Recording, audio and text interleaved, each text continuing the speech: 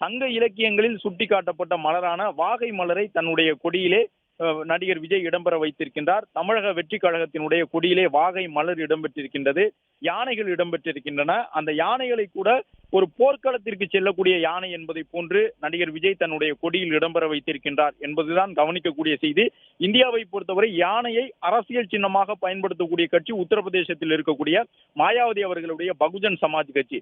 அந்த கட்சியின் கொடியில் இருக்கக்கூடிய யானை சின்னம் கூட யானை ஒரு அமைதியான கோலத்துடன் 4 கால்களும் தரையில் ஊன்றிய நிலையில் நடந்து செல்வதை போன்ற தோற்றத்தில் தான் இருக்கும். ஆனால் தமிழக வெற்றி கழகத்தினுடைய கொடியில் இடம்பெற்றிருக்கக்கூடிய 2 யானைகளும் அமைதியான முறையில் இல்லாத வகையில் போருக்கு செல்லக்கூடிய காட்சியை மனதில் கொண்டு வரக்கூடிய வகையில் பிளிரக்கூடிய யானைகளாக முன்னங்கால்களை தூக்கிய நிலையில் வாகை மலரை பார்த்து பிளிரக்கூடிய வண்ணம் அந்த கொடி அமைக்கப்பட்டிருக்கின்றது. எனவே நடிகர் விஜய் ஒரு ஆரோக்கியமான அரசியலை முன்னெடுப்பார் என்கின்ற ஒரு எதிர்பார்ப்பை ஏற்படுத்தக்கூடிய வகையில் அந்த கொடிகள் இடம்பெற்றிருக்கின்றன.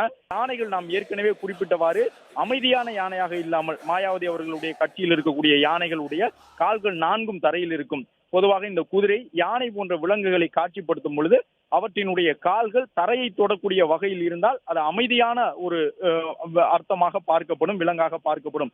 அதே நிலையில் குதிரைகளோ யானைகளோ அல்லது வேறு ஏதேனும் விலங்குகளை காட்சிப்படுத்தும் பொழுது அவற்றினுடைய முன்னங்கால்கள் 2ம் தூக்கிய நிலையில் இருந்தால், அதாவது குதிரையாக இருந்தால் கூட குதிரையினுடைய முன்னங்கால் 2ம் தூக்கிய நிலையில் இருந்தால் அந்த குதிரையில் செல்லக்கூடிய மன்னன் போருக்கு செல்லுகின்றான் என்ற அர்த்தம், அல்லது போரில் வெற்றி பெற்று திரும்புகின்றான் என்ற அர்த்தம். ஒரு போருக்கான காரணமாகத்தான் குதிரையினுடைய முன்னங்கால்கள் தூக்கி நிற்கும். அதே போன்று யானையினுடைய 2 முன்னங்கால்களும் உயர்த்தி இருப்பது, தந்தங்கள் பிளிரக்கூடிய வகையில் அந்த யானையினுடைய முகவெட்டு அமைந்திருப்பது என்பது கண்டிப்பாக நடிகர் விஜயினுடைய அரசியல் ஒரு அதிரடியான அரசியலாக இருக்கும்.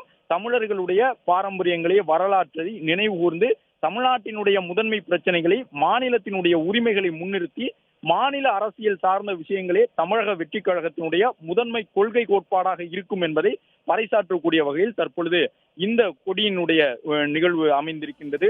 அது மட்டுமல்லாமல் கொடி பாடல் வரிகளை சுட்டிக்காட்டியிருந்தோம். 3 எழுத்து மந்திரத்தை காலம் மீண்டும் ஒலிக்குது என்று சொல்வது, முதலமைச்சராக இருந்த எம்ஜிஆருக்கு பிறகு 3 எழுத்து கொண்ட ஒருவர் மீண்டும் முதலமைச்சராக வருவார் என்பதை தமிழக வெற்றி கழகத்தினுடைய தொண்டர்கள் நம்புகின்றார்கள் என்பதை சொல்லக்கூடிய வகையில் அந்த வரிகள் இடம்பெற்றிருந்தன.